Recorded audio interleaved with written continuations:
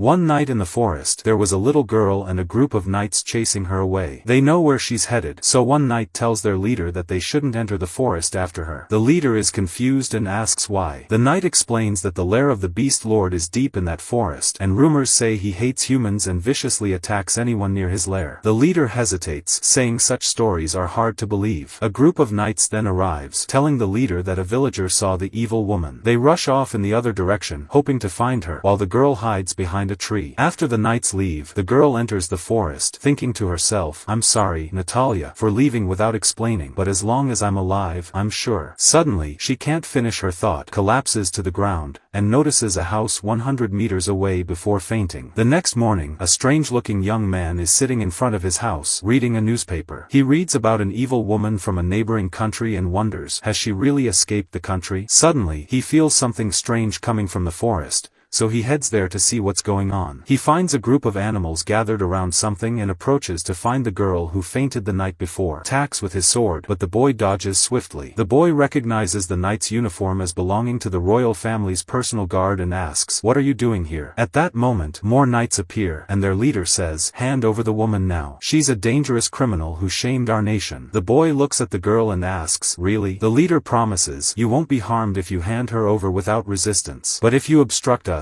we won't forgive you." The boy replies, got it. "In that case, I refuse." The knight draws his sword and attacks, but the boy dodges again, saying, "If I must choose between you and this poor girl, I'll definitely side with her. You bunch of scum." The leader tells the knights that the boy can't use his hands, so they must take the chance and defeat him quickly. Suddenly, the boy uses ice magic, freezing their feet instantly. All the knights fall to the ground, unable to move. At that moment, the boy reveals himself to the leader, who's shocked to see the boy's half-white, half-black hair, and asks, "Are you the Beast Lord who lives in this forest?" The knights are all stunned and nervous, but the boy says, "No, you're wrong. I'm the great Beast Lord," and uses a magical skill to defeat them all in the blink of an eye. Then he controls them with magic and demands the leader tell him everything. The leader says they were searching for the girl but suddenly lost track of her and assumed a monster attacked her. After that, they decided to return to report the situation. It's revealed that the Beast Lord planted this scenario in their minds. He orders them to leave immediately, and they return to their country. The Beast Lord thinks to himself that their minds will soon return to normal, but they won't remember anything that happened. He takes the girl to his house, letting her rest and regain her strength. He wonders, is this the dangerous criminal everyone's looking for? I can't believe it. He looks at the newspaper again and sees that her crime was exposing a plot in the kingdom of Nuz. At that moment, she tried to reach it. He tells her, "Don't worry, you're in that castle now." Then he reveals, "You're Lady Charlotte Evans, the second prince of Nuz's fiancée." She nervously replies, "No, that's not me." He reassures her, "Don't be nervous. I can tell when people are lying, and you're not lying, Charlotte." Charlotte starts crying, and the Beast Lord tries to comfort her, asking what happened. She tells him, "You're the first person to believe me." After some rest, he asks if she feels better. She says yes, and he asks why she was exiled. She explains the situation, and we flash back to a royal celebration where someone announces they have a declaration before the festivities begin. They call Charlotte, and everyone is confused, wondering who she is. Someone in the crowd says she's a noblewoman engaged to Prince Cecil for years. There are many rumors about Charlotte's background. At that moment, the prince accuses her of evil deeds, listing many false accusations,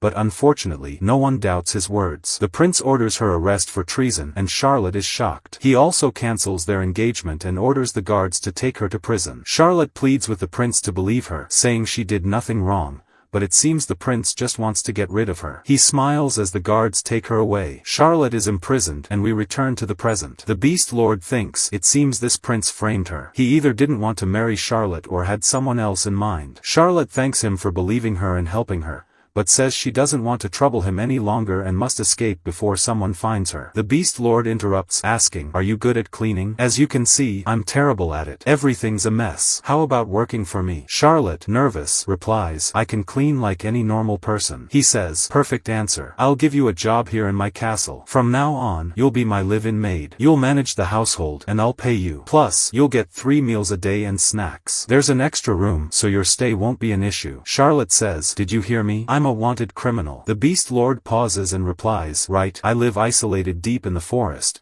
so I don't have to deal with people. He then reveals that he was betrayed in the past by someone close to him just like her. She feels sympathy and says, "You too? That's so sad." At that moment he introduces himself as Ellen. 3 years ago he joined a group to seek adventure, but they used him to break a temple seal to steal the treasure they sought. Then they abandoned him in front of a large number of monsters because they only wanted to exploit him. Charlotte, nearly in tears, tells him, "That's horrible, being betrayed by your friends." Ellen is surprised by her reaction and wonders why she's so affected and so innocent. She believed his story without any doubt. Ellen becomes more enthusiastic, telling her that at that time there was no one to help him, so he can't leave her alone. He thinks they have much in common. Charlotte appreciates his concern but insists she'll only bring him trouble and can't accept his offer. Ellen replies, "Okay, I understand. Here's my final offer." He snaps his fingers and tells her, "I've placed a deadly curse on myself. It won't be lifted until you agree to work for me. If you don't accept within 3 minutes, my heart will stop beating." Charlotte gets very nervous, and Alan tells her, "It's better if you make your decision quickly, or else an innocent citizen will die because of you." This pushes Charlotte to finally agree to his offer. Later, we find Charlotte starting to work around the house and finishing surprisingly fast. Alan notices and is very impressed by her amazing work, saying, "It's hard to believe you're from a noble family, let alone a duke's household." Charlotte replies, explaining that she used to help a lot with household chores. Alan thinks to himself, "I could tell that from how rough her hands were when I saved her. The idea that she's a noble lady is just a title. She's more like a servant." Charlotte then says, "All I did was polish the floor. You arranged most of the stuff using magic." Alan responds, "Yeah, because all that stuff was useless, so I burned it." Charlotte adds, "You also helped clean the floor," and then asks, "Am I really necessary here?" Alan reassures her, "Of course. Did you see the mess the mansion was in?" "I'm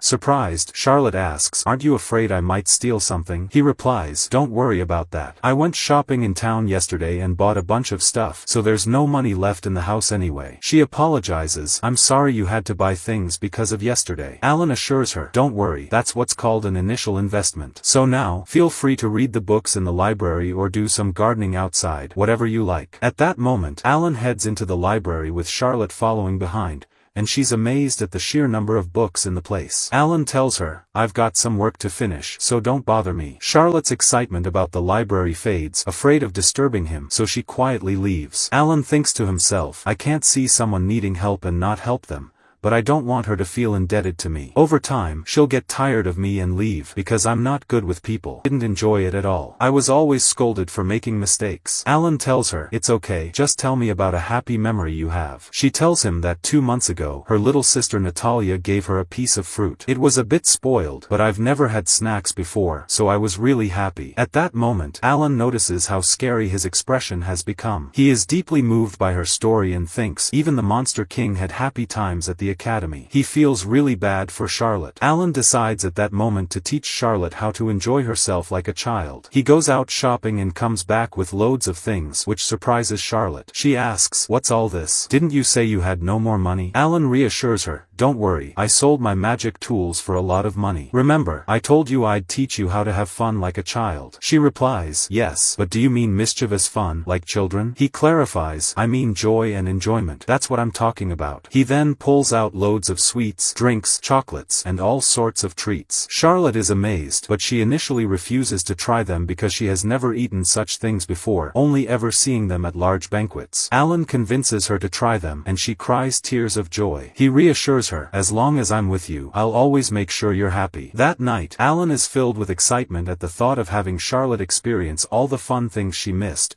whether food or anything else. The next morning, Alan wakes up at his desk, realizing he had fallen asleep there. He can't remember when he dozed off, but he's at least come up with some exciting ideas. He's made a small notebook filled with playful pranks he thought of all night, thinking Charlotte would be thrilled. But then, he suddenly realizes the plans would only make him happy, not Charlotte. So he throws the notebook away and decides he needs to think better. At that moment, Charlotte enters the library, greeting him. Alan tells her he fell asleep at the desk, and she says, "You stayed up all night working? I saw you yawning earlier. By the way, staying up too late isn't good for your health." Alan replies, "Alright, I'll sleep now. You go have breakfast without me." Charlotte says, "Okay, I'll wake you up for lunch." Alan thanks her. Then he asks, "What's that in your hand?" She replies, "It's a broom. I'm going to clean the mansion's entrance." Alan tells her, "It's great that that you're doing that, but you've already cleaned all the places I asked you to. Why are you cleaning this part? I didn't ask you to. Charlotte explains, since I owe you, I thought I'd be useful. Alan thinks to himself, she's really diligent in her work. He tells her, okay, but don't push yourself too hard this morning. Charlotte responds, it's no problem. I'm used to this routine. Alan, surprised, asks, did you clean the Duke's mansion every day when you were there? Charlotte smiles and doesn't reply, leaving Alan to think they must have had tons of servants. If they made her clean too, it must have been to torment her. It seems they treated her even worse than the servants. And now she's exiled from the country for a crime she didn't commit. That's so unfair. Feeling angry on her behalf, it shows on Alan's face. Charlotte, noticing this, becomes nervous and wishes him a good rest before leaving. After she goes, Alan thinks to himself, she never speaks ill of anyone, not even her family or her ex-fiancé, the foolish prince who framed her. If it were me, I would have crushed them all. He continues pondering Charlotte's thoughts and feelings about her family and everything they've done to her. Suddenly, he hears a noise outside and rushes out. He's startled to see a catgirl standing with Charlotte. Charlotte is surprised at how startled Alan looks and says, this is the new maid I hired recently. The catgirl pushes Alan aside and cheerfully greets Charlotte, saying, our motto is speed, safety, and cuteness, leaving Charlotte confused. The catgirl introduces herself as Mayasha, a courier working for Satiro's shipping company. Alan explains, she's the one who delivers the mail, but Charlotte remains nervous and unsure of what's happening. Still, she greets Mayasha and says, I didn't know you were rich enough to hire a maid, Monster King. Charlotte is surprised when she learns that Alan is the Lord of Beasts, and he confirms, saying, yes, that's my title. Mayasha, intrigued by Charlotte's appearance, comments that Charlotte looks familiar since she appeared in the newspapers. This makes Charlotte nervous, and Alan thinks to himself that her reaction is almost like she's admitting to something. Alan considers using his magic on Mayasha, but she quickly reassures him that there's nothing to worry about,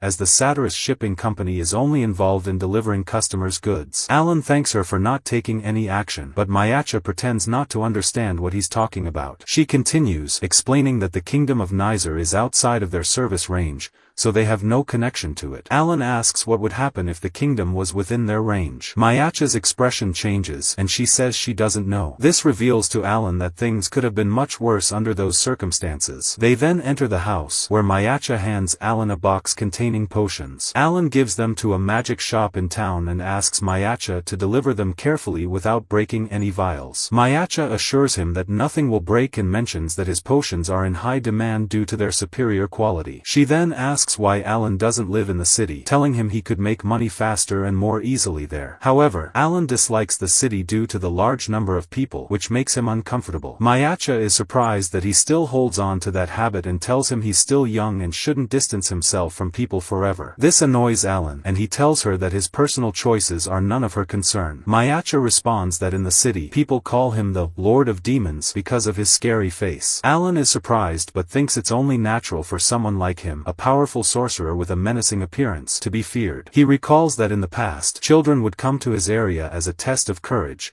thinking the lair of the Demon King was nearby. He then asks Mayasha if her company handles mail orders as well. Mayasha confirms, telling him she can deliver anything he wants. She gives him a catalog, and Alan spends some time reading through it before handing it to Charlotte, telling her to choose anything she needs since he doesn't know what women might require. Charlotte is overjoyed by this gesture. Charlotte thanks him deeply, promising to repay his kindness someday, as he has not only cared for her but also provided delicious food the day before. Alan brushes off her gratitude, telling her to choose freely or else he'll buy everything in the catalog. Eventually, Charlotte agrees and selects what she wants. Mayasha laughs at the situation and tells Charlotte she's in a tough spot with Alan. She jokes that if Charlotte wants to stop the Demon King's tyranny, she should give him a punch. Mayasha playfully punches Alan like a punching bag, saying it's the best way to relieve tension and let out stress. Suddenly, Alan gets an idea and laughs his signature evil laugh. He decides the next thing he will teach Charlotte. The next day, Mayasha returns to the house and hands Charlotte the items she ordered. Alan notices that Mayasha has grown attached to Charlotte. Charlotte tells Alan that her package has arrived. When they look at it, they see a massive box. Alan opens it slightly and remarks on its high quality. Mayasha asks him what he plans to do with the package, and Alan explains that it's for Charlotte, not him. Charlotte, startled, asks what the package contains. Alan then opens the box to reveal a large punching bag. Charlotte asks what she's supposed to do with a punching bag, assuming it's for physical training, but Alan tells her she's mistaken. He reveals that it's meant for her to release her frustration. He even places a picture of her fiancé on the bag and gives her gloves, telling her to punch the bag with all her strength. Though initially hesitant, Alan encourages her, telling her that she doesn't need to overthink things and that sometimes, while patience is important, letting out her anger is necessary to avoid crumbling under stress. Charlotte insists she's not angry, but Alan disagrees. He tells her that he spent time gathering that picture and reading in the newspapers about how they treated her so poorly. This deeply frustrated him because they took everything from her, trampled on her dignity, and exiled her. He asks her how she can possibly not be angry after all that. Despite Alan's attempts, Charlotte remains calm, thinking she owes her family for raising her. She's unsure how to hate them. Alan realizes the depth of her internal conflict and feels frustrated that his plan to help her failed. He wants her to harbor strong hatred toward them so they can later expose the princess's plot and live happily ever after. However, Alan recognizes that healing her emotional wounds will be incredibly difficult after all she has endured and how accustomed she is to repressing her feelings. Mayacha steps in, saying she doesn't like interfering in family matters but suggests they leave the situation alone for now. Alan agrees, though reluctantly, noting that waiting for things to heal naturally may not be the best solution. Alan then approaches Charlotte, asking her to hit him instead of the punching bag. Both Charlotte and Mayacha are shocked, unable to believe what they heard. Charlotte refuses, telling him that she owes him too much to ever hit him. But Alan insists, saying it's not up for debate and that she will do it. He then uses his magic to make the gloves she's wearing glow, controlling her right hand to strike him with full force, sending him flying. Charlotte rushes to check on him, panicked, but Alan explains that he used his magic to guide her hand and make her hit him. He tells her she's stronger than she realizes. Alan reassures Charlotte that he'll always be there for her, supporting her. Though this house isn't the one she grew up in, she can feel free to do anything she wants here, as she is free. Charlotte blushes a little and scolds Alan for making her hit him just to say that, but Alan brushes it off, healing his injury with magic, saying it's a minor bruise that's easy to fix. Despite his healing magic, Charlotte is still concerned and asks him not to do something like that again because she can't bear to see him hurt. Alan promises her that he won't. Later, Alan apologizes to Mayacha for the punching bag delivery, explaining that it seems unnecessary now. Mayacha reassures him that there's no need to apologize and jokes that Alan and Charlotte will probably order many more things in the future, like a double bed, rings, and baby supplies. Alan and Charlotte exchange puzzled glances, having no idea what Mayacha meant, as they don't need those kinds of items. Meanwhile, a figure lurking in the surrounding forest mutters to himself that he's now alone and won't let them escape this time. We see Alan and Charlotte sitting together. Alan asks Charlotte if she wants tea or coffee, but she says she'll drink whatever he drinks. Alan informs her that he's going to drink a repulsive special brew and asks if she'd like to try it. Charlotte silently opts for the tea. Alan then encourages her to speak more honestly in the future, but Charlotte explains she was just choosing a drink, not making an important decision. She reveals that running away from home was the first real decision she ever made on her own. Alan reassures her, saying she's improving by making her own choices and urges her to share anything else she'd like to experience. Suddenly, a girl opens the window and enters the house, telling Alan that she found him. Alan asks how she located him, and she explains it was easy by narrowing down the search area thanks to the pollen he left on his letters. She also asked people in the area if they knew of any odd wizards around. Charlotte asks Alan who the girl is, but the girl quickly appears beside her, saying she should be asking that question. She eventually introduces herself as a trainee magic engineer named Iruka Crowford,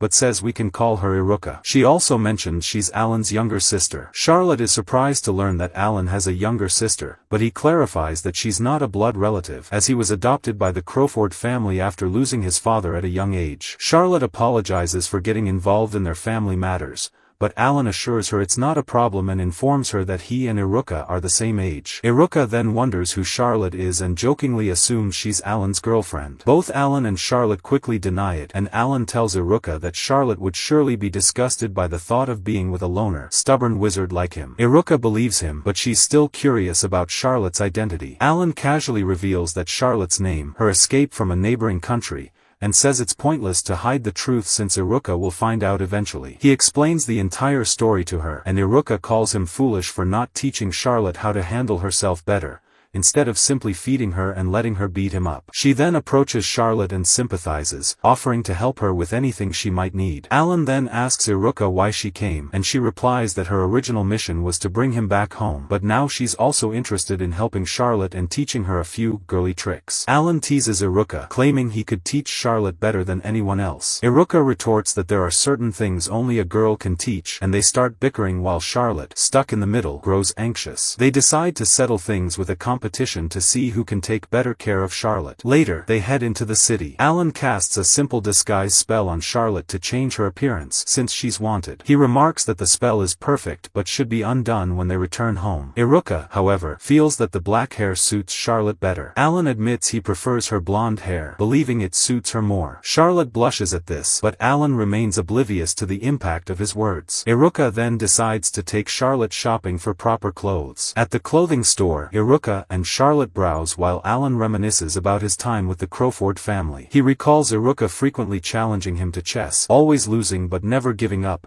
thinking that might have been her way of getting closer to him. Iruka calls Alan over to check out Charlotte's new outfit. Seeing how beautiful she looks, Alan's heart skips a beat and he momentarily pauses to calm himself. Charlotte notices and asks if he's okay, while Iruka instructs her to try on the second outfit. When Charlotte goes to the changing room, Iruka takes the opportunity to talk to Alan, asking about his interest in the current state of the Kingdom of Neraz, especially regarding Charlotte's situation. Alan expresses concern but reassures her that they don't need to act now. Iruka offers to investigate the matter through her family's connections, suggesting even gaining access to the prince's chambers. Alan, however, says it's not necessary, though he's intrigued by the prince and wonders how Charlotte managed her life there. Alan confesses that he can't just stand by without doing anything and that he might have invaded the country regardless of Charlotte's opinion on the matter. Iruka remarks that he's never cared for others like this before. Just then, Charlotte steps out of the changing room, struggling with a back clasp. She asks Iruka for help, who seems startled by something but remains composed. Once Charlotte is fully dressed, Iruka asks Alan to take a closer look at the back clasp. Upon seeing the scars on Charlotte's back,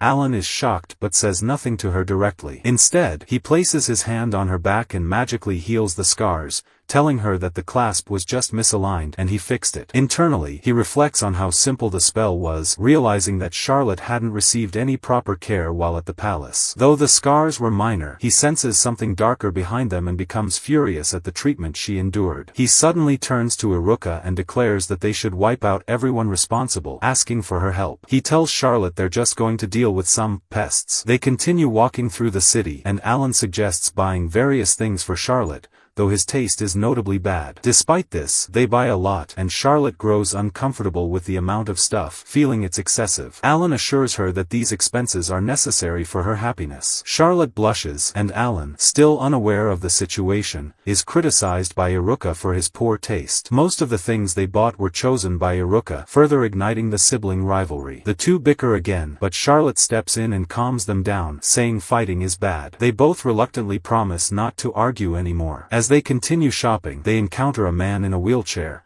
which seems to be of fine craftsmanship and magic. Iruka approaches him, admiring the high-quality build of his wheelchair, and learns that he crafted it himself. Alan says that Iruka is obsessed with equipment and continues on the road with Charlotte without her. Alan goes to a jewelry store and buys something for Charlotte the same color as her eyes. He gives the seller more money than the cost of the jewelry, explaining that it's for the exquisite craftsmanship. Charlotte is overjoyed when she wears the jewelry, and Alan feels strangely happy but also senses a curse of death upon him. Suddenly, two people bump into Charlotte, scolding her to watch where she's going. Alan gets angry and prepares to use his magic but stops when he remembers his promise to Charlotte that he wouldn't fight anyone. He apologizes to the two on behalf of Charlotte, but they insist they want her for just tonight. One of them approaches, but Alan grabs his hand, breaks his fingers, and throws him to the ground. The second attacker, seeing his friend on the ground, draws a magical sword infused with fire and attacks Alan. Alan easily blocks the attack, freezes the sword, and strikes back. The crowd cheers for Alan, but he remembers his promise to Charlotte and apologizes to her for breaking it. She reassures him that she knows he acted that way for her and tells him she'll never fear him because of it. Alan is happy with the outcome, while Iruka Iruka, watching from afar, acknowledges to herself that she's lost the competition this time. Suddenly, a giant Iron Man approaches Alan and says he heard his men got into a fight with him. Alan approaches the Iron Man and asks if he's Megath. The man asks why he cares about the name, making Alan happy to confirm that it's Megath. He says he feels nostalgic since it's been about 7 years. But Megath gets angry, claiming he doesn't remember meeting a human like him before and tries to strike Alan. Alan dodges the attacks and reminds Megath that his memory is weak, introducing himself as Alan Crawford from Athena's Academy of Magic. Megath is shocked and apologizes, realizing Alan is the Demon Lord. He asks for forgiveness for his rudeness. Megath's men are confused and ask why he doesn't attack Alan since he could defeat him easily. Megath angrily hits them in response. Iruka tells Charlotte that their father is the head of the biggest magic academy in the country,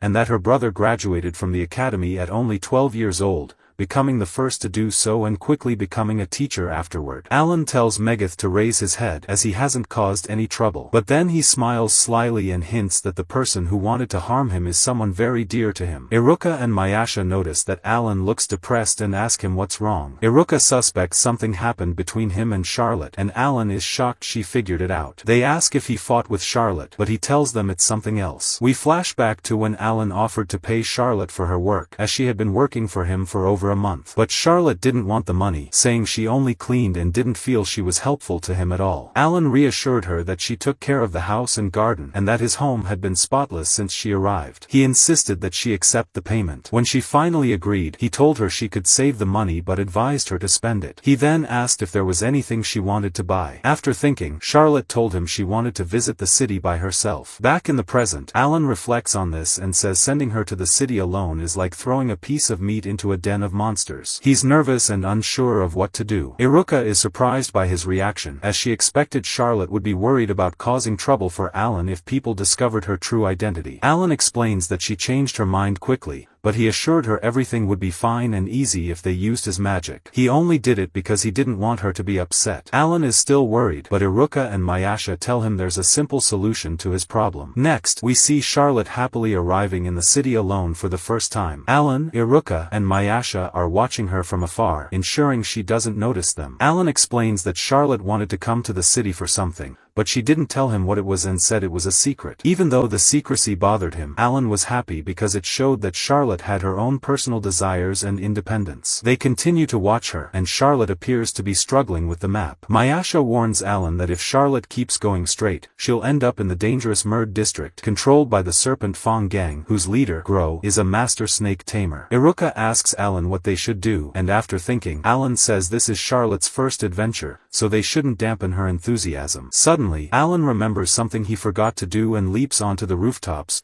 leaving the situation to the others. Mayasha and Iruka continue watching Charlotte, noticing that she has entered the dangerous Maid district without realizing it. Suddenly, Gro and his gang appear in front of her. But instead of attacking, everyone welcomes Charlotte and calls her Miss Charlotte, thanking her for coming all this way to visit them. Mayasha and Iruka are confused by what's happening. Then Alan appears and reveals that he arrived before them, fought the gang, and ordered them to treat Charlotte kindly. Charlotte notices that everyone is injured and offers them healing potions, telling them to use as much as they need. The gang members start crying because of her kindness and promise to change their ways and live honest lives, while Charlotte remains completely confused. Gro then asks Charlotte about her connection to the great demon lord. Charlotte is surprised that they know him, and one of the gang members begins to explain what Alan did, but Alan threatens him from afar. Charlotte tells them that her relationship with Alan is simply that he's her master, as she's been living in his house. Alan overhears this and is heartbroken, feeling hurt and collapsing to the ground. The gang tells Charlotte that being with the demon lord is a crime. Alan, listening, acknowledges they're right. After all, he's a feared villain, while Charlotte is a kind-hearted girl loved by everyone. Charlotte turns to Alan, saying she doesn't understand why they're saying that, as Alan is a noble man and there must be some misunderstanding. Charlotte finishes talking to them, says goodbye, and leaves. Mayasha mentions that she'll continue on her path because there are still many gangs, but Alan reassures her that it's an easy task to handle and that he will quickly take control of the entire area. And indeed, he does just that, taking over all the gangs in the city. Later, he speaks with Mayasha, and she tells him that Charlotte probably doesn't want to see what he's planning to do. In this case, Mayasha will continue monitoring Charlotte alone and Alan will wait. Alan sits with Iroka, and it's clear he's nervous. Mayasha appears and informs him that Charlotte has finished shopping. Alan asks if she'll be okay without watching over her, and Mayasha tells him that Charlotte has met one of her acquaintances, so she's with them now and will probably return soon. Alan moves closer and asks Mayasha what exactly Charlotte bought, but Mayasha tells him she didn't see what she purchased. At that moment, Charlotte shows up with the owner of the jewelry store she had bought from before. Charlotte greets them and praises Alan, saying he's incredible. While they were walking, they encountered many civilians, all happy because the gangs had stopped their activities thanks to Alan. Though Alan intended to protect Charlotte, he ended up helping others unintentionally. Afterward, the store owner leaves, and Alan asks Charlotte how her shopping went. Excited, Charlotte tells him it was amazing. She pulls out 2 gifts, one for Iroka and the other for Mayasha. Both are thrilled with their presents. However, Alan feels differently and seems nervous. He asks Charlotte if she got him a gift. Charlotte explains that she searched for many things that might interest him but couldn't find anything. Alan tells her that if she had gotten him anything, even something as small as a postage stamp, he would have been happy.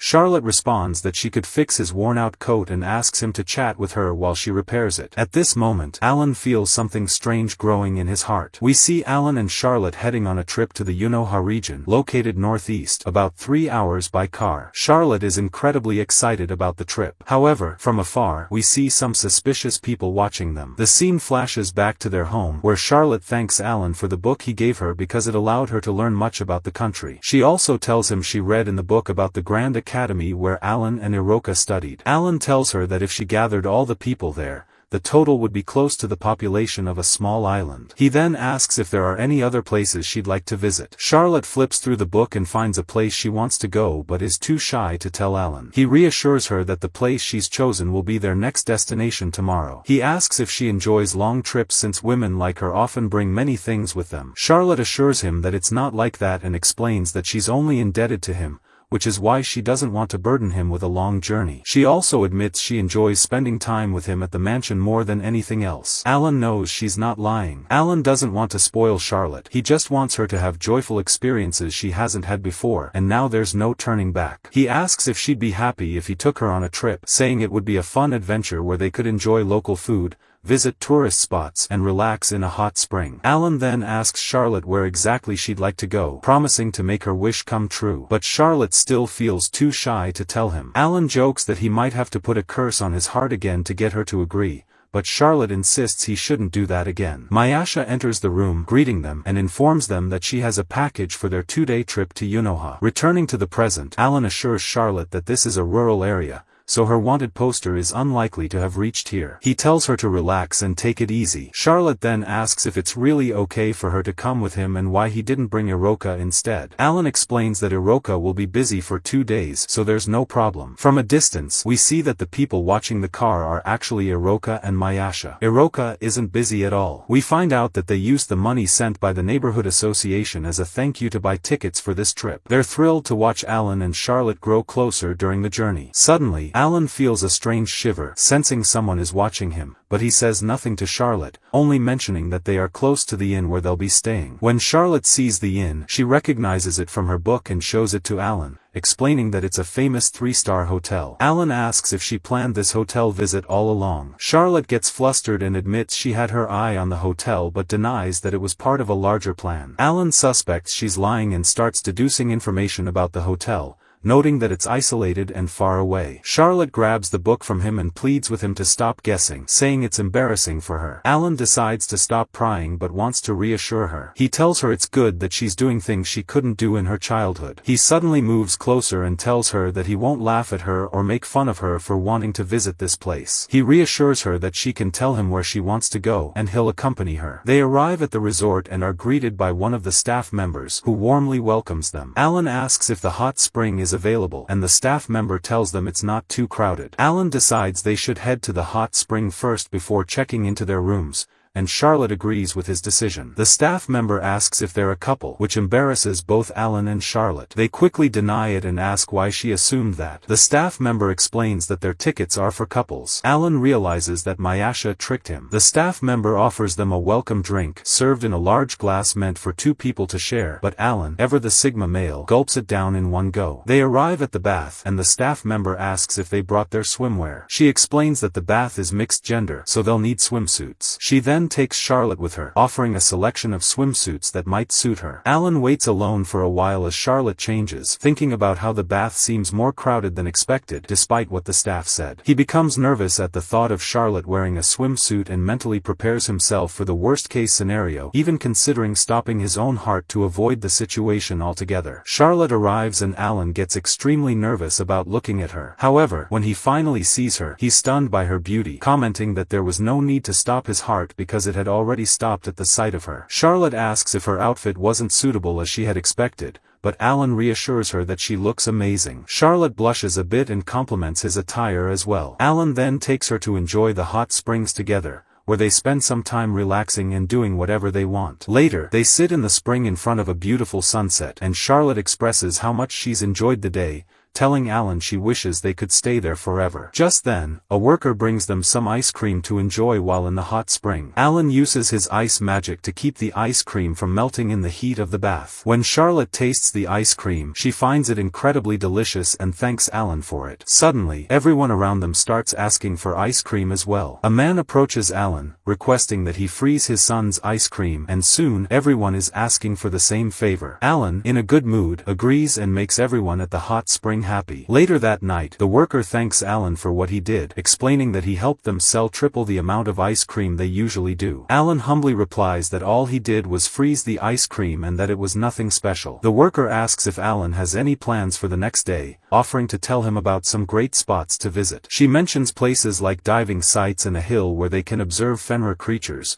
though she warns it might be in vain since it's their breeding season, making it rare to see them. She also suggests visiting the zoo. Charlotte gets very excited upon hearing about the zoo, but quickly returns to her usual demeanor. Alan notices and chuckles slyly. They head to their room and are happy to find it spacious with a view of the sea. However, they're both surprised to see there's only one bed and realize they'll have to share it. As they get ready to sleep, Alan notices that the bed is very comfortable but still finds it hard to fall asleep. Charlotte confesses that she can't sleep either, but Alan reminds her they need to wake up early the next day to continue their trip. He uses sleep magic on her, and she quickly falls asleep. He gazes at her for a while but snaps out of it, using an even stronger sleep spell on himself. The spell ends up putting their companions, Mayasha and Iroka, who were outside the room, to sleep as well. The next morning, Charlotte tells Alan that she dreamed of her mother, just as she had wanted. Alan is happy for her and internally tells Charlotte's mother not to worry because he will protect her daughter. The scene shifts to a strange, talking beaver-like creature, wondering if Alan can really protect Charlotte. Alan and Charlotte visit the magical zoo, which is filled with giant and diverse creatures. Charlotte asks if Alan minds accompanying her since she doesn't want him following her around all the time. Alan reassures her that it's not a problem, although he hadn't expected her to enjoy magical creatures so much. Alan learns that Charlotte has always wanted to visit the petting zoo. She tells him that she had read a lot about it when she was younger and had always wanted to go there. Alan gets excited and tells her they'll have fun like little kids, encouraging her to ask for anything she wants. However, Charlotte doesn't want to burden him with requests,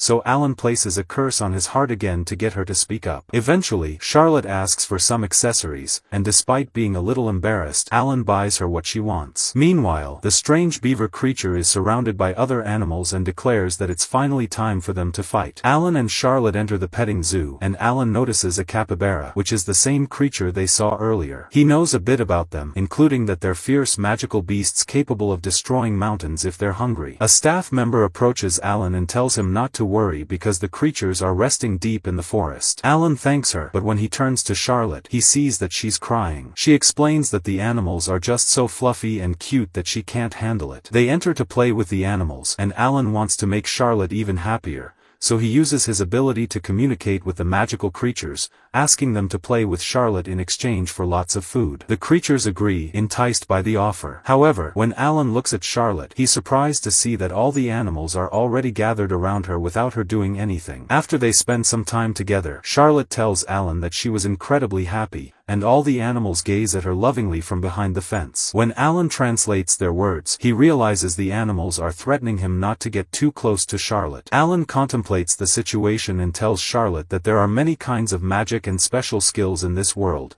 some requiring intellectual abilities. He gives an example, explaining that his skill allows him to use nonverbal spells, which is a high-level skill. He then suggests that Charlotte might have the ability to tame magical creatures. He tells her that this means she can communicate with and even control magical creatures, and that she managed to charm all the animals without any training. Charlotte asks if she really has that power, and Alan confirms that she does and at a high level. He adds that even he can barely communicate with low-level magical creatures. Suddenly, the zoo worker interrupts and asks if they are tamers, requesting their help because they don't know what to do. They are led to another area where they meet an old man. Upon seeing Alan, the old man recognizes him as a member of the Crawford family. He reminds Alan that they met at a public lecture at the Magic Academy and reveals that he is the director of the magical zoo. He asks for Alan's help. Alan agrees and asks what the problem is. The old man explains that it will be easier to see for himself. The old man opens a door, and they are shocked to find a Fenra in front of them. It's clear that the creature is severely injured, and they assume it must have been separated from its parents and wounded by a poacher. Alan thinks to himself that these creatures are endangered,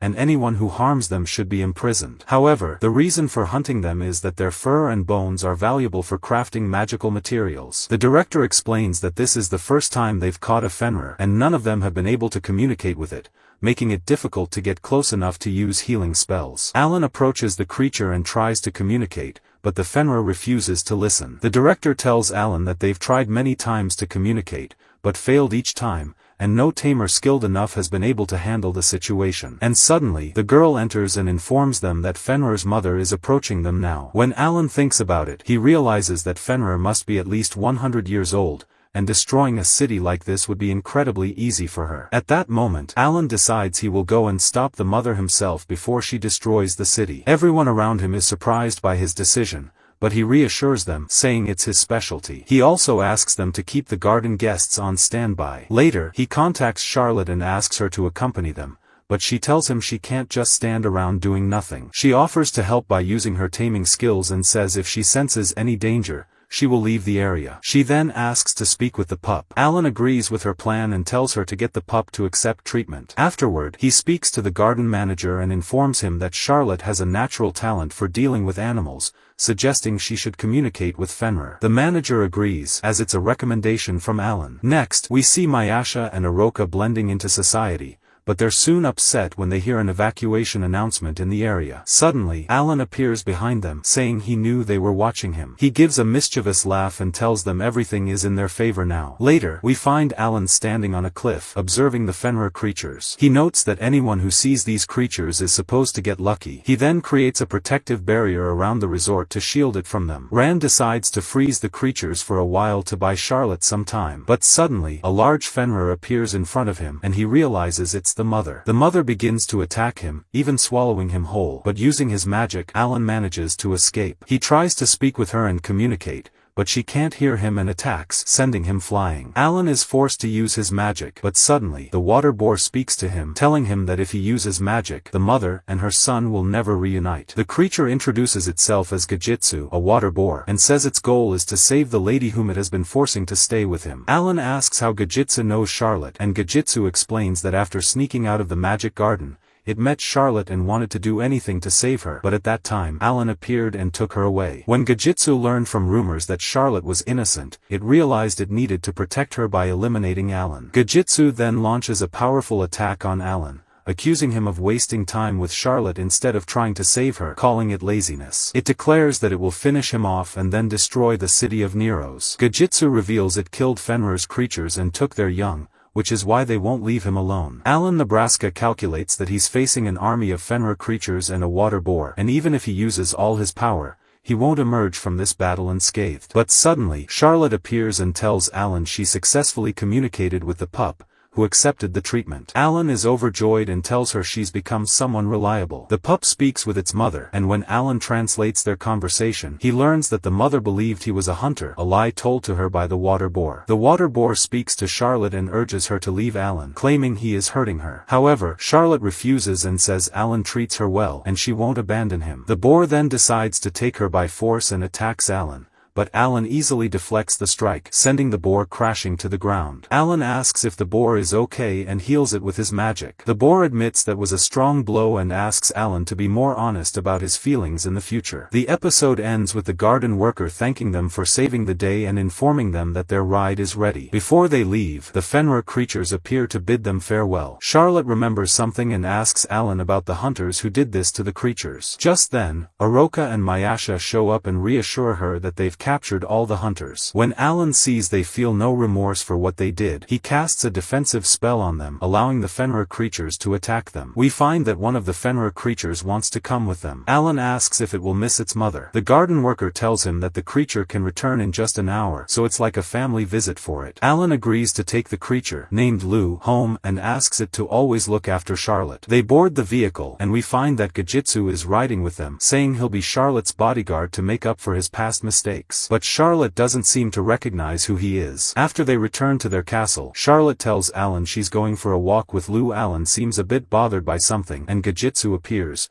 saying ever since Lou arrived, Charlotte hasn't been as happy with Alan as before. Alan asks how long Lou will stay with them, but Gajitsu tells him that Lou is now part of the family and will stay as long as he wants. Alan protests, saying he didn't agree to that, but Gajitsu advises him not to act cold, suggesting that Alan loves Charlotte just as much as he does. Alan apologizes a little, saying he's just protective of her like any family member, but Gajitsu knows he's lying. Alan reflects to himself, admitting that Gajitsu is right. He does feel sad that Charlotte isn't spending as much time with him, but he's also happy that she's found her purpose as a magical creature tamer. We then flash back to the night they returned from the Unohana region, where Charlotte tells Alan she wants to learn properly to become a magical creature tamer. Alan is thrilled that she now has a goal and promises to teach her everything, starting with the basics. From that moment, Charlotte has been studying diligently and absorbing the knowledge quickly. She reviews her lessons every day, as if preparing for a final exam. Back in the present, we see Charlotte training with Lou, successfully guiding him through obstacles with ease. Alan is delighted by her progress and calls her a genius, proud that she's his precious student. Gajitsu sarcastically asks if that's why Alan calls her precious, and Alan gets annoyed, asking Gajitsu to return to his garden. But Gajitsu cheekily replies that this is now his home. Charlotte rewards Lou for his efforts, and when Alan tries to pat him, Lou suddenly tries to bite him. Charlotte scolds Lou, telling him not to bite people, but Alan reassures her, saying it's actually a good thing. It means Lou only takes orders from her. Charlotte then wonders how Gajitsu can speak so fluently, and Alan agrees, feeling there's some trickery involved. Gajitsu explains that he taught himself to speak after spending a long time living with humans,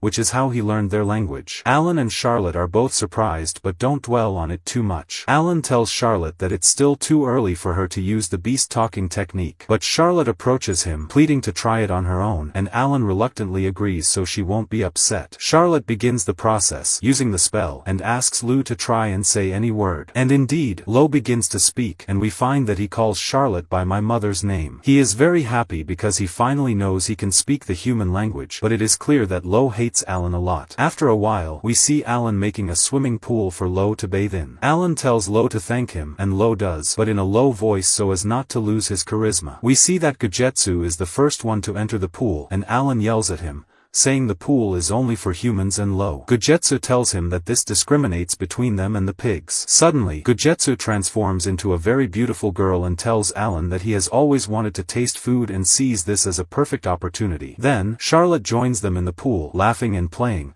while Alan sits outside feeling peace and happiness, wishing days like these would last forever and feeling the same emotion he once felt in his heart. He calls Charlotte, asking her to get out of the pool after a while. When she does, she sits next to him. Charlotte thanks him for everything he has done for her and tells him she is grateful, but Alan humbly replies that he hasn't done much and could even make her a water park if she wanted. Alan tells her that the previous owner of the house did not appreciate the value of the large garden but unfortunately disappeared. He says that a strange fairy lived here 30 years ago, isolated and not liking to mingle with people, staying in the library every day as if bewitched, but one day, she disappeared. Some people said she jumped off the cliff and committed suicide because she failed many of her experiments. Others said the monster she created ate her and fungi took over her body. Because of all these rumors, Alan was able to buy the mansion at a cheap price. But when he looks at Charlotte, he sees she is very scared, realizing he went too far. Charlotte points to the swimming pool. When we look at the pool, we see Gogetsu sleeping and covered in fungi. Alan goes to check on him but finds him okay. Alan notices that the fungus comes from the pool drain, and suddenly a woman emerges from the ground, yelling at them and accusing them of stealing her fungus. Later, they sit in the house, and the girl explains she didn't mean to harm them and realizes they didn't intend to steal her fungus. Alan asks her who she is, and the girl introduces herself as Dorothy. Alan notices she has been living here for a long time. Charlotte, frightened, asks her if she is a ghost and clings to Alan out of fear. Dorothy is puzzled by them, saying she should be the one asking who they are. Alan tells her they live in the mansion above. Dorothy is shocked, claiming the mansion is actually hers. Alan guesses she is the fairy who disappeared 30 years ago, and Dorothy is stunned to learn she has been missing for 30 years. They go to the rooftop, and Alan tells Charlotte that Dorothy is a rare breed of fairies with a high status, almost a mythical creature. Gogetsu also informs her that a fairy like Dorothy can live using magical energy and air for at least 100 years without eating or drinking. Alan is afraid of her because she is the previous owner of the mansion, which means she would have legal rights, a legal nightmare for him. Additionally, Charlotte has no other place to go, so he decides to take action. He talks to Dorothy, proposing that she sell him the mansion. Dorothy laughs cunningly, agreeing because she prefers the basement, giving them freedom to use the mansion. She tells Alan she doesn't want any money, only his help to get her out of her current predicament. They enter the mansion, and Alan asks what she needs their help with exactly. Dorothy tells them she wants to tell them a story first. She explains she was a writer of various horror, mystery, social justice,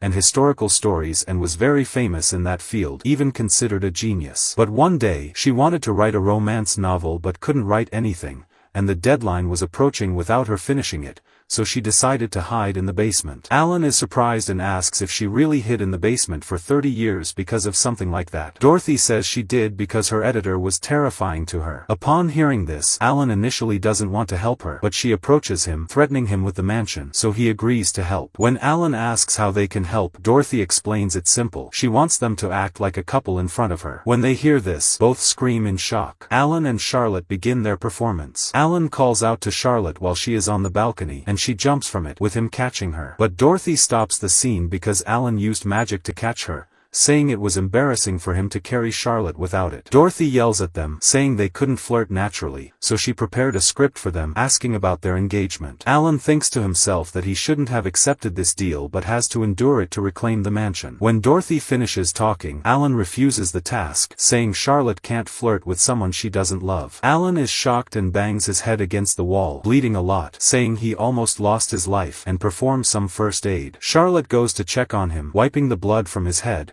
making Dorothy happy with the scene and writing it down in her novel. But Dorothy knows if she leaves it to them, she will die of old age waiting, so she demands they follow a specific script. Alan doesn't want to continue, but since Charlotte wants it, he agrees to do it for her and to save the mansion. Dorothy gives them the new script, saying it's simple and they just need to follow it. When they open the script, they start acting, with Alan entering the house and greeting Charlotte. But Dorothy cuts the scene, telling him to improve his accent. They redo the scene, and Alan is stunned by Charlotte's beauty, asking if he wants to bathe, eat. He can't continue the script and faints. When he wakes up, he yells at Dorothy, asking her to improve the script and stop making Charlotte say such weird lines. They continue acting, and Alan eats with Charlotte, noticing she acts very well, like an experienced actress. They begin eating together, and Charlotte calls Alan, Altan, but we will call him Al. Alan is shocked and spits out his food. They stop filming, and Alan asks Dorothy about the nickname. Dorothy explains that since they are newlyweds, it's natural to use nicknames, and Charlotte's nickname is Shirtan, but we will call her Shir. Dorothy tells them they are done with the couple script and will move on to the school script. She needs more people to act with them, so she enlists the help of Lou and Gojitsu. They begin the scene where Alan is the school's delinquent and his girlfriend has been kidnapped. He must fight Lou and Gojitsu to rescue her. As Alan gets into character, he hits them with great magical force, realizing he can defeat them. He then checks on Charlotte. The script requires him to touch the wall and admire it, but Gojitsu rises from the hit and asks what Charlotte means to him. Alan talks to himself, knowing he's just acting and whatever he says will be part of the act. He declares himself as Charlotte's guardian. Dorothy interrupts, asking why he went off script because he was supposed to tell Charlotte she's a part of his heart. Alan responds that he improvised and Dorothy says it's fine. Alan continues, saying Charlotte is very kind and if he were honest about his feelings, she might feel obliged to reciprocate. They sit with Dorothy, who tells them the next script will be about Cinderella. Alan is annoyed and wants to finish quickly, asking Charlotte for her opinion. Seeing her excitement, he gets enthusiastic too and agrees to Dorothy's request, taking his script. Dorothy explains that Alan will be a knight on a white horse, Charlotte the sad princess, and Gojitsu the wicked stepmother. Charlotte begins acting as a maid in the palace, which reminds her of her painful past. Gojitsu, as the stepmother, treats her harshly, saying he'll go to a party and expects the floor cleaned by his return. After Gojitsu leaves, Lou appears as a kind magician, telling Charlotte he'll take her to the party. He uses his wand to give her a beautiful dress and they go to the party. At the party, Alan invites her to dance and she happily agrees. They dance and Charlotte is overjoyed to be close to Alban. At midnight, Dorothy stops filming. They all praise each other's acting and Dorothy asks if they are ready for the final scene where Charlotte returns to her ordinary life, trying to forget the night with the prince, who will search for her everywhere. They continue filming and Alan finds Charlotte, promising she'll be safe with him and has nothing to fear. Charlotte improvises, asking Alan what she means to him, expecting an honest answer this time. Suddenly, there's an explosion, and someone barges in, apologizing for the unexpected visit. He uncovers Dorothy, saying they haven't met in a long time, ties her up to prevent escape and apologizes to Alan for the trouble, handing him the cost for the broken wall before leaving. As they leave, Charlotte asks what Alan wanted to tell her but changes her mind. Suddenly, Iruka enters, telling Alan there's a problem and that Charlotte's younger sister, Natalia, is in danger and needs their help. We see Charlotte when she was at the palace, being mistreated by the residents who often mocked her. She meets her younger sister Natalia, who notices Charlotte's hands are full of wounds and bruises and gives her medicine to heal. Natalia asks if she has any free time today to read her a book, but Charlotte apologizes, saying she's too busy. Her sister understands but asks for something else, wanting to get closer as sisters, requesting Charlotte call her without any titles. Charlotte laughs and calls her by her first name. Charlotte wakes up in a strange place, wondering where she is, and realizes they're on a ship at sea. Alan and Iruka are sitting together, and Iruka tells him that Charlotte's younger sister is Natalia Evans, her half-sister, only 10 years old and the legitimate heir to the Evans family. Alan asks about her relationship with Charlotte and Iruka explains she was Charlotte's only supporter in the kingdom. Charlotte joins them, telling them she saw Natalia in her dream and asks Alan to understand her nature. They arrive at the island and Alan mentions it's been 3 years since he was last there. Charlotte points to a large building, asking if it's the academy he attended, but Alan tells her it's just the student dormitory and that the whole island is the academy. Iruka informs them that Natalia is alone there and will explain everything when they return home. Hearing the name, home, Alan gets tense. Iruka tells Charlotte that Alan hasn't been home since a severe fight with his father, but Alan says it's not important. Iruka reveals that the fight lasted 3 days and nights, causing damage to the island's other side, which became a tourist attraction. As they walk, they see people fighting, and Alan notices a stranger intervening, saying there's no need to worry. When the stranger approaches the fighters, they speak harshly, so he freezes them. Iruka calls out to him, and he teleports to them instantly, greeting Alan and thanking Charlotte for coming all this way. He introduces himself as Harvey Crawford, Alan and Iruka's father. Charlotte is shocked because he looks younger than her. They go to the mansion, and Harvey tells Alan he's happy he has a close friend like Charlotte. Alan wants to clarify that Charlotte isn't his girlfriend, but Iruka nudges him, signaling him to play along, knowing she told their father he had a friend to avoid questions. Alan tries to signal Charlotte to go along with the act, but despite his magical prowess, he struggles to wink. Charlotte understands and tells Harvey she is in a relationship with Alban. Harvey is delighted and asks if she's comfortable with him. She responds confidently, saying Alan treats her well and gets her whatever she wants without asking. Harvey tells her if she ever feels troubled, she can consider him her father and tell him anything, he'll help. Charlotte thanks him for his kindness. Harvey mentions marriage, making them both nervous and embarrassed. He assumes it's just a passing relationship, but Alan says they're not thinking about marriage yet. We learn that Harvey wants Alan to take over the academy's leadership, but Alan refuses due to the heavy burden. Suddenly, a woman enters, and Charlotte thinks it's Alban's younger sister, but he clarifies it's his mother, Lieselot. Alan explains that his uncle wants him to run the academy so he can spend more time with his mother. Alan gets straight to the point and asks Harvey about Charlotte's younger sister. Harvey informs him that she is currently studying at the academy with them. It seems there's some turmoil within the Evans family, which is why they've sent Natalia here under the pretense of studying abroad while they resolve these issues. Harvey says that's not all. Recently, the competition between factions at the academy has worsened. Alan asks about her relationship with Natalia, and the principal says it's faster for them to show what happened. We see Iroka remove a cover from a magic mirror, revealing several monsters surrounding Natalia, clearly with malicious intent. Alan decides to rescue her but is shocked to find that Natalia is the gang's leader, treating them with great cruelty and disdain. Harvey then asks Alan to talk to her since he also caused many problems in the past and they might understand each other. Charlotte is crying and asking Alan to act, but Harvey reassures her by showing in the mirror that Natalia pays her subordinates for their work and doesn't let them go unpaid. This reassures Charlotte that her sister is still good and hasn't changed. Harvey tells them that their academy respects student freedom, but in Natalia's case, she has gone too far and they need to convince her to rein herself in and attend more classes. Alan decides to help and asks Charlotte if she wants to see her sister. After thinking for a while, Charlotte realizes that Natalia is her only good memory since she went to the mansion. If she doesn't act now, she'll regret it forever, so she decides to meet her with Alan. But it's late and they decide to sleep. Alan has booked 2 rooms for them, but his mother tells him that she prepared rooms long ago and they must sleep there. When they reach their room, Alan is upset to find only one bed, but he agrees to avoid his mother discovering that he's not married to Elena. After his mother leaves, Charlotte tells him it's late and they need to wake up early tomorrow, so she asks him to sleep together. We see Alan and Charlotte sleeping together, and Alan apologizes to Charlotte for lying to his family and saying they were married. Charlotte forgives him easily, saying she owes him a lot. Alan tries to use the sleep spell again but can't manage it, realizing that the bed materials are magic resistant. We learn that Iroka, his sister, did this, swearing not to repeat the same mistake. Charlotte talks to Alan, saying he has ideal parents and siblings, making her a bit jealous. When Alan thinks about it, he asks if she wants him to act like his uncle, but Charlotte says that's not what she meant. Charlotte asks what he wanted to tell her when she asked his opinion about her and how he sees her. Alan contemplates whether to share his true feelings, wondering if this is how he truly feels. He says all he wants is to wake up in the morning, see Charlotte, have tea, and spend time together. Charlotte feels she asked the wrong question, thinking she shouldn't love Alan, and both decide not to reveal their feelings. Charlotte apologizes for the question, and they go to sleep. Iroka is frustrated that they're sleeping and that she spent so much on the bed, wanting to scold them, but Gajitsu tries to stop her. Suddenly, Alan's mother throws a fork, embedding it in the wall, telling them to keep quiet. The next day, they wake up, and Alan uses a shape-shifting spell on Charlotte, adding glasses, revealing his taste in girls, noticed by Gajitsu and Lu. They stroll around the academy, seeing Natalia by the fountain. Alan approaches and calls her by name. Noticing her readiness for battle, she asks who he is. Alan introduces himself as a substitute teacher from the Crawford family. Her team informs her that this man once terrified the academy,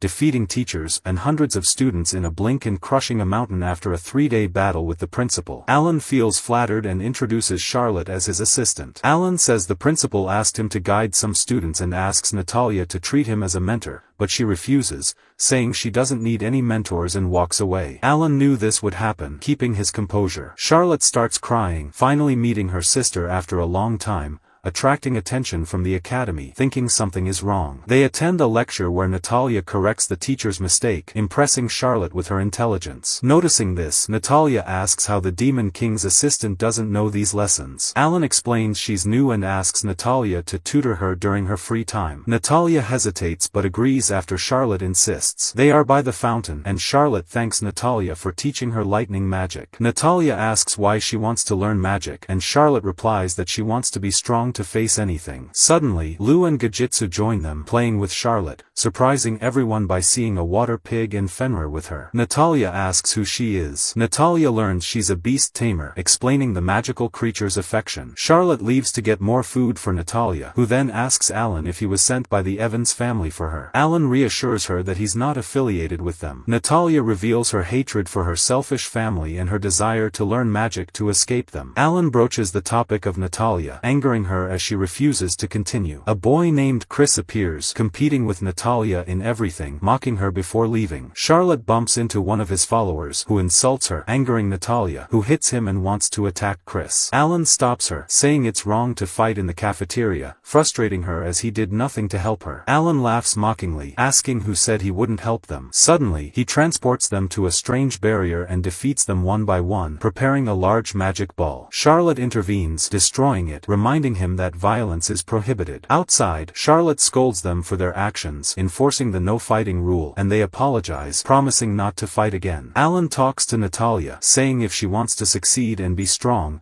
she must control the academy, surprising Natalia with his approach. After that, Iroka approaches them and informs Charlotte and Natalia that she is Alan's younger sister. When Natalia sees her, she says she must be a skilled sorceress since she's the sister of the Demon King. She explains that she is currently studying Alan's method for controlling the academy. Iroka asks Alan what Natalia is talking about, and Alan tells her that the most effective method is to challenge the enemy leader in a field where they excel and defeat them. He tells her that the only thing left is her match against Chris, and he explains that all she has to do is grab the flag from behind the Demas. The one who returns carrying the flag wins. Alan says he can teach her a secret trick, though it's nearly illegal. He says he has high hopes that she will use it well. Indeed, we see Chris frustrated because he lost to her, and we learn that he lost by a full 30 points. Natalia asks her friend why the Demas is closed off. Iroka tells her that it's the egg-laying season for the Demas Queen, which is why she's in a frenzy. Then we see Natalia's followers approaching her, each telling her what they did to the people who wronged them. We learn that Gajitsu and O are the ones training them. They notice that Natalia is hungry, so they head to get food, and Charlotte advises her to eat a lot of vegetables because they're important for her. But when they reach the cafeteria, Natalia doesn't want to eat the vegetables, yet she does so for Charlotte's sake. Iroka feels that their bond is strong, as if they were sisters by blood. Alan tells her that he hopes this will become true in reality. We return to Charlotte and Natalia, feeling shy, suggests that she teach Charlotte a new spell. When Charlotte agrees, they arrange to meet early in the morning before class. Her followers approach her, telling her they've completed their training and asking if they can join her next time. But Gajitsu appears and tells them it's still too early for them and has them continue their training. Alan carries Natalia to her room because she has fallen asleep from exhaustion. When he opens the door, he notices how diligent she is with her studies. He also notices a strange bag beside her. Her follower warns him not to approach the bag because it's dangerous and could attack him if he gets too close. Alan uses his magic to examine it and discovers that it's sealed with both magic and biometrics. A trap will be triggered if he tries to open it by force, making him wonder what's inside. While they sit in the room as Natalia sleeps, they see her hugging the bag as if it were a child. Charlotte tells Alan that it reminds her of the past when she used to read to her and she would fall asleep from exhaustion after listening. Charlotte feels that she must hide her true identity because Natalia has spoken to her about many things but never mentioned her family. She decides she must forget about it for now. But Lou says that they get along so well, there's no need for her to do that. Alan suggests she take her time before making that decision. Charlotte realizes he's right and decides to wait a bit longer before making her choice. The next day, we see Charlotte in her room, packing her things and saying goodbye to Alan before leaving. We see that Charlotte goes to train with Natalia on the spell she wanted to learn,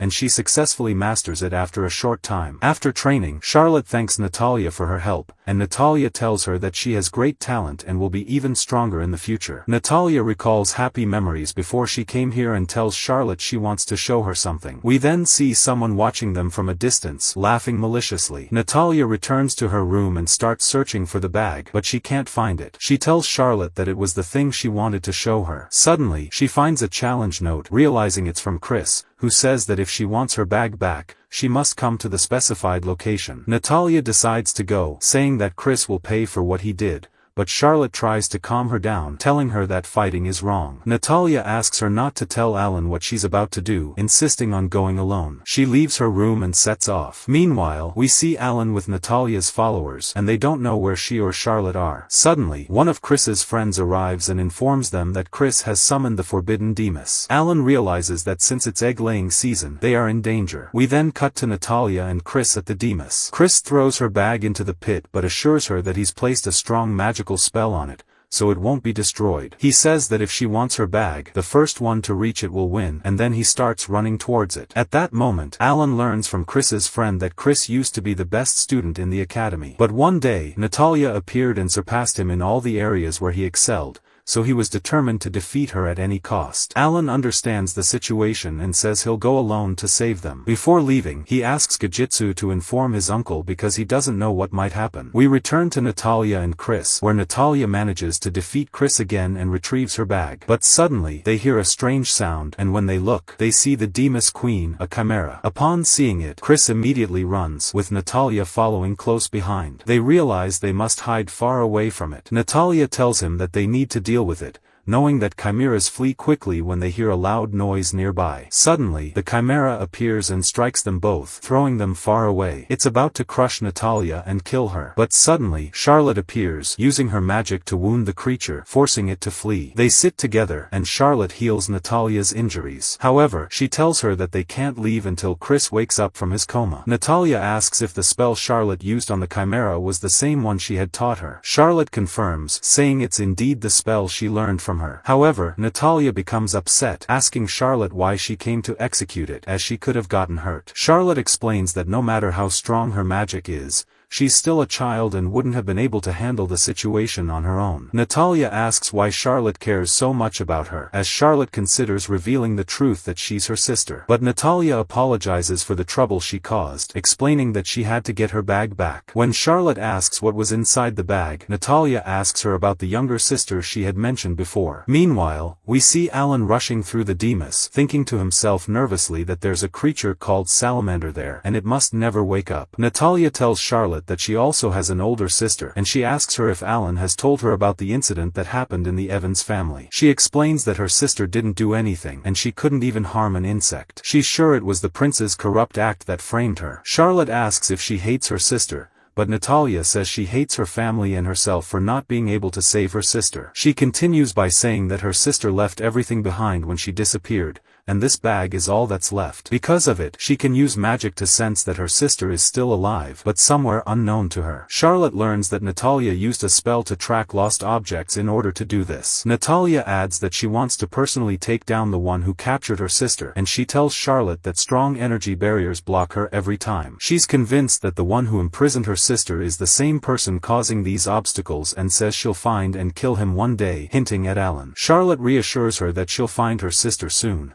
but Natalia seems surprised, saying she feels like she's known her for a long time even though they've only recently met. Suddenly, Chris wakes up, crying and apologizing to Natalia, saying he didn't know she had such a tragic past. But suddenly, a salamander appears before them, and Charlotte tells Natalia and Chris to run and summon Alan, while she distracts the creature. Natalia hesitates, not wanting to leave Charlotte behind, but Charlotte reassures her that she'll be fine. Suddenly, the creature attacks Charlotte, knocking her down and breaking the invisibility spell she had on. Natalia then realizes that Charlotte is her sister. Just as the creature is about to kill Charlotte, Alan appears, furious at the creature for hurting her, and unleashes such a powerful spell that the entire island shakes. But, unexpectedly, he starts playing with the salamander, and we learn this happened because he's been taking care of it since it was a small egg. They head outside the ruins, and Alan wakes Charlotte from her unconsciousness to speak with Natalia. Charlotte apologizes to Natalia, saying she's caused her a lot of trouble. But Natalia isn't concerned about that. She pulls out the book Charlotte was reading to her before she slept and asks her to read it again. They both end up crying in each other's arms. Later, we see Charlotte, Natalia, and Alan together, and Natalia learns that Alan is close to Charlotte. She realizes he's the one who's been keeping her from seeing Charlotte and starts chasing him around. They then head to the palace, where Alan and Charlotte sit together having tea. But something is bothering Alan. He wonders why Charlotte asked him about his feelings for her that night. Charlotte, too, is thinking about the same thing, and they both start speaking at the same time. Suddenly, Mayasha enters, welcoming them since it's been a while since she's seen them, and hands them a package before leaving. When they open the package, they find a summoning circle, and Alan remembers something dangerous might come out of it. He asks Charlotte to step back, but what emerges from the summoning portal is Natalia, who just wanted to visit Charlotte. However, she and Alan start bickering, as they're not on good terms, and they seem ready to fight. But suddenly, Dorothy bursts through the door, hitting Alan, and hands them the romantic novel she's been writing, asking for help to finish its second part. Alan, though, is reluctant to help because the last time he did, exploded, their palace walls were broken. Later, we see them enjoying dinner, eating and drinking, happy, and eventually falling asleep. In the middle of the night, Charlotte dreams of being punished by her mother for no reason and thrown into a basement. But Alan appeared like a hero and saved her from the situation. Charlotte wakes up and goes to Alan's room, telling him she can't sleep and asking if she can stay with him. Alan agrees and takes her with him to drink hot cocoa as they watch the stars. Meanwhile, we shift to the prince of the kingdom of Neros,